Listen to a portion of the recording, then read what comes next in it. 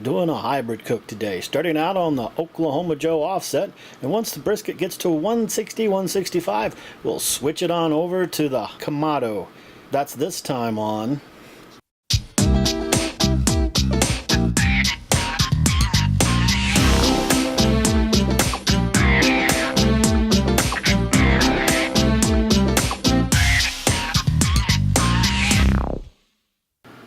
I dry brined the brisket last night. Dry brining involves just putting salt on the meat by itself. About a half a teaspoon of kosher salt per pound. This started out as a 12-pound brisket, and after trimming went down to about 9.5. So I put 4.5 teaspoons on.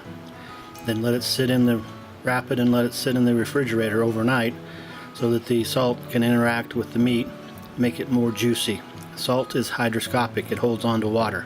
So that means during your cook the next day, you'll have a more juicy piece of meat. I'm just gonna start the coals getting ready for the offset. I use starter cubes instead of newspapers. After my fire with the Kamado, I rinse down everywhere around where the fire is going to be with water now, so hopefully if any sparks won't cause another fire. So here we go.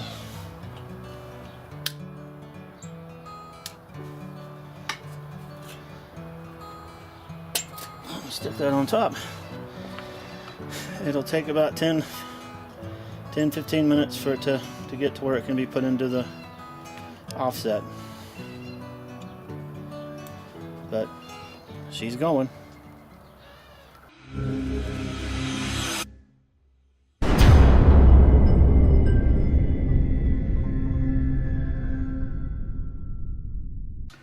I dry brined this brisket last night. Dry brining is simply just putting only salt on it and nothing else, not in any kind of liquid or anything like that. I just put salt on it. And it's been, as I said, brining since about 10 o'clock last night. Now I'm going to add, I'm doing a classic Texas style barbecue, or brisket. So now I'm going to add some freshly ground pepper and some onion powder, just because, why not? And some wasabi stuff. It's mostly horseradish, but I want to put a little bite in there, and this is what I have, so I'm going to put some of this in there too.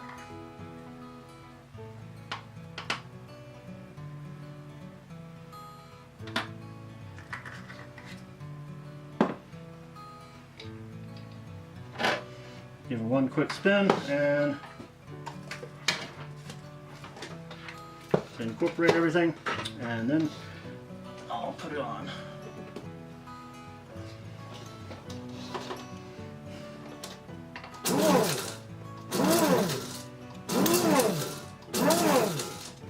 Alright, that should incorporate it well.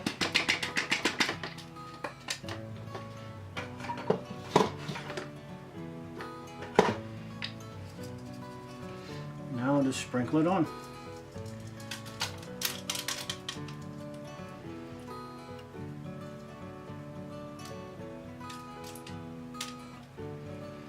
I forgot to grab my gloves again. So I just have to wash my hands.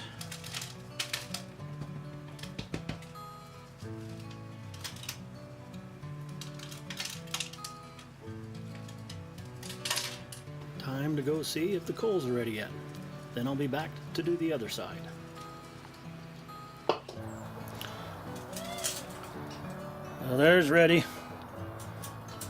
So I'll light it over. So that's why I put it on top of that brick. One of the things fell through and didn't roll over to anywhere that could catch on fire. Okay, time to put it in the offset.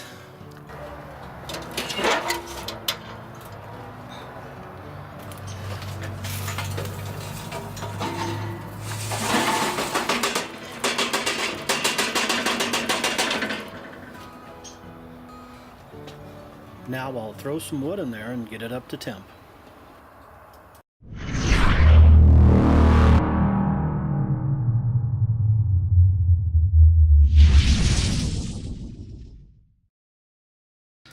Okay, I've got the heat going back up on it. It's already back up to 240. So now I've turned the brisket over and going to put this mixture on the rest of this and then get it out to the grill. No, smoker. No.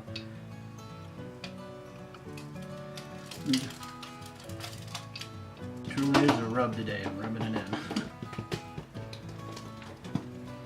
in. Nice and peppery.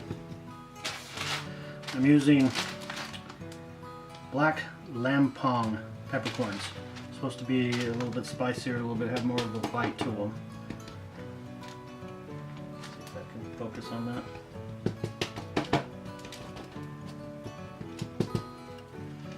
Alright, well, pit's up to 250. Gonna go put it out on the grill, smoker, whatever. I don't know why I can't say that. Here we are out at the smoker. It's now saying it's at 250, going down steadily. Giving me a little bit of a pain today.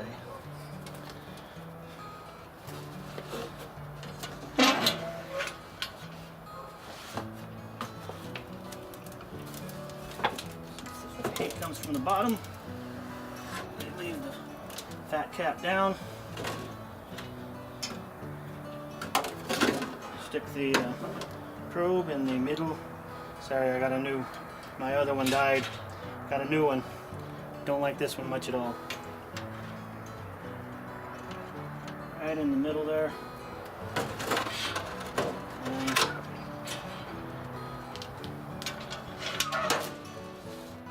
let it start heating back up.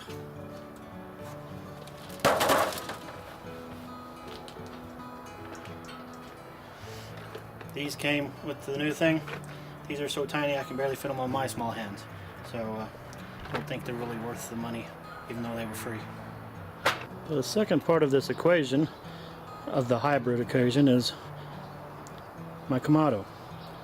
That's what I'm going to be doing the cooking once it's been wrapped in.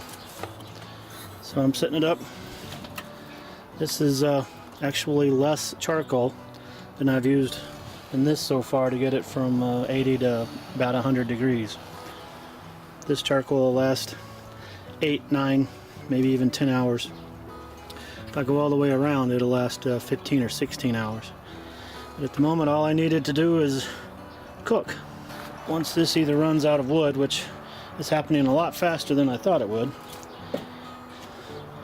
Once it runs out of wood or it hits 165, I will wrap it.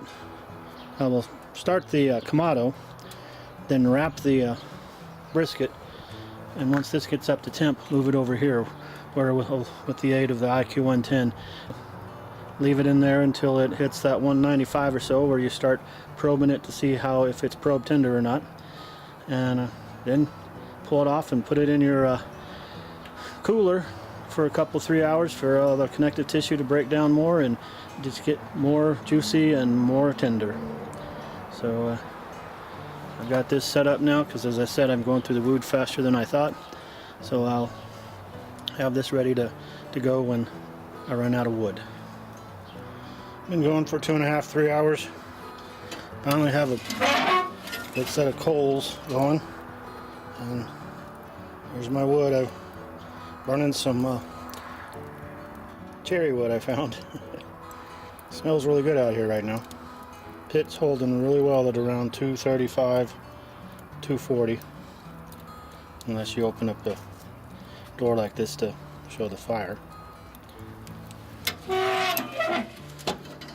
Since everything's holding so well, I forgot to put a water pan in here, so I'm just spritzing. The smoke sticks too moist. So I want to make sure they're most. All this is Worcestershire sauce and some apple cider vinegar, just enough to keep it moist. Looks pretty good so far. wanted to prove that I actually do most of the time have that thin blue smoke coming out most of the time. Usually when I start shooting it's because I just aim out to get the wood hotter, and so it's putting out more smoke at that point. But this is what the smoke should look like. There goes the last bit of my wood.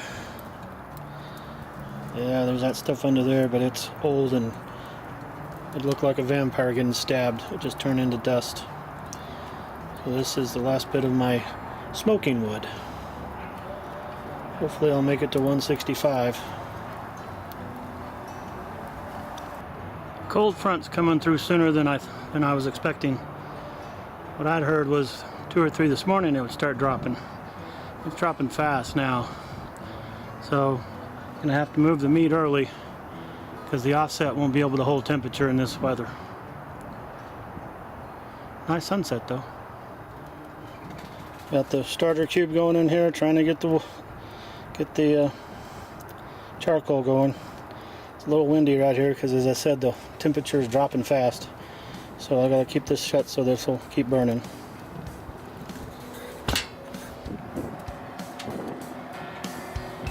This went from 214 to 212.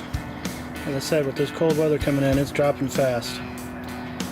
Hopefully the Kamado will come up pretty quickly. Anybody that thinks God doesn't have sense of humor, they're wrong.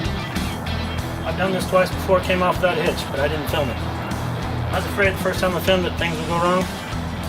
Well, stupid IQ 110 has decided to die. The thing that makes it set and forget isn't working. So it's not set and forget. So I'm going to be out here in the friggin' freezing weather because that piece of I'll appreciate this and you shit.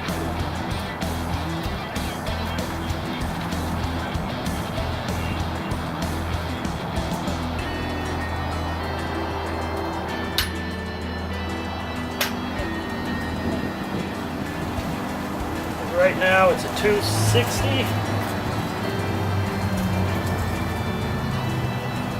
Now 180, but it'll go back up to 260 rather quickly.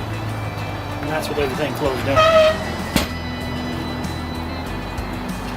have to be out here every 30 minutes messing with it. That just sucks.